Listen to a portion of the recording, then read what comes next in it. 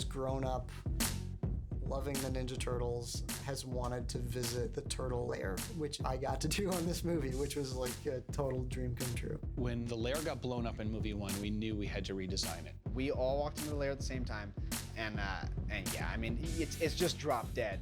Like, your jaw's on the floor. I was blown away the first time I saw it. I'm blown away now, and I've been in it for a while, quite a while. The producers were saying that this could be the biggest, best set they've ever seen, which is amazing to be a part of that.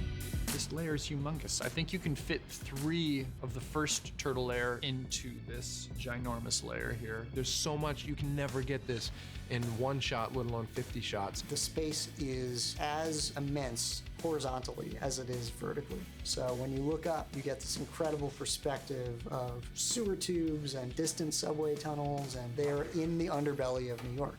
We can create pretty much anything you can imagine in CG, but if we've got something in camera that is already photoreal and beautiful, then all we need to do is allow that to be our inspiration and then build from that. We really fought to make sure that we could build this set and just have our CG characters interacting in a real environment. And I think it really, really helps the movie. When you're in a lair like this, a lot of the work's done for you. You look at Leo's bed, and he's got his swords above his bed.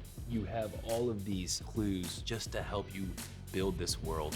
There's running water and a slide, like, you know, that we can go down. We can never forget they're teenagers, and who doesn't want a water slide? One of the great things that the special effects team did was they built this wonderful tank behind it, which pumps through using 3 big pumps. Enough water every minute to fill a swimming pool. 3, 2... Excuse me, all right, slow down. We really wanted it to feel like each turtle had their own section of the lair. Donnie's got a new lair set up, and this time he's got a full laboratory, twice as many surveillance screens. This is where Donatello hangs out. If he's not in the turtle van or he's not in his amazing bedroom, he comes to here. In the first Turtles, Donatello had a lot of used items that he had scavenged. And now he is totally upgraded. Deborah's brought this to life by not only bringing in the computer world, but also bringing in the science world.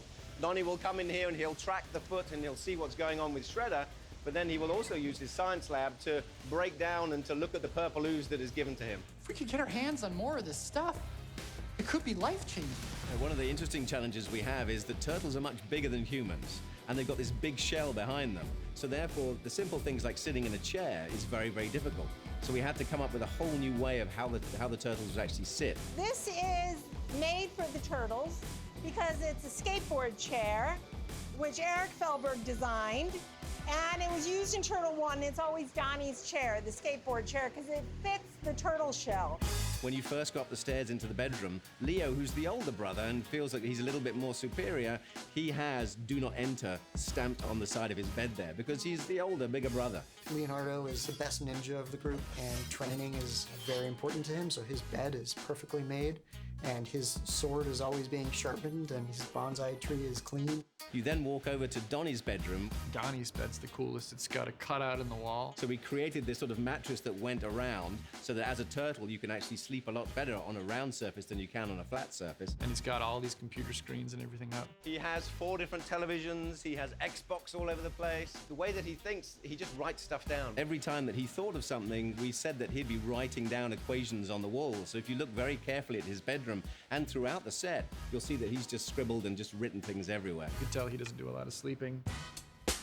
Raphael's bunk buddies with Michelangelo in this movie. He's got the upper bunk. Raph is on this one, and just look at this collection of sneakers that Deborah found to dress it. It's all these little details and fun elements that actually make it really cool. He's got airplanes, got an American flag there. So Raph is the one that's also bodybuilding as well, so we've got lots of weights and lots of weight bells and things like that. Mikey, his bunk is beneath Raphael's, and he's got, you know, a drum kit next to his bed. He has guitars. His bed is definitely not made. So this is much more of a sort of like a fun, interesting feel to Mikey over here. Sometimes when you have 15-year-old boys, you need to be able to get a bit of a me time. So if you were a ninja master, where would you relax? Where would you find peace? Well, it'd obviously be right under here. We have a chandelier that the turtles have actually repurposed. Wonderful balloon whisks and construction lights. And then we have this top of what would have been one of the pipes that came up. And then in the background, we have the soothing tones of wonderful water as it drops down from the pipes above. Splinter, being the Zen master that he is, follows the act of bonsais. He loves to actually tend to his bonsais, so we had to create this little garden space, this Zen area for Splinter.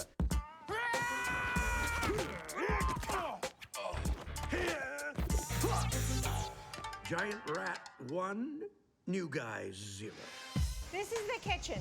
They drink Orange Crush, so this is the perfect turtle refrigerator. Because not only does it only have Orange Crush, but they can get the coldest one from the back because it spins.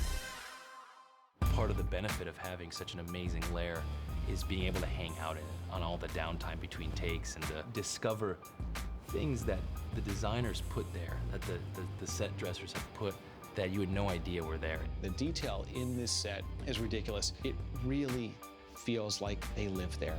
The new layer is the perfect metaphor for the movie overall. The first one was cool. This is like Turtle 2.0. It's gonna be awesome. We should really have people over more often.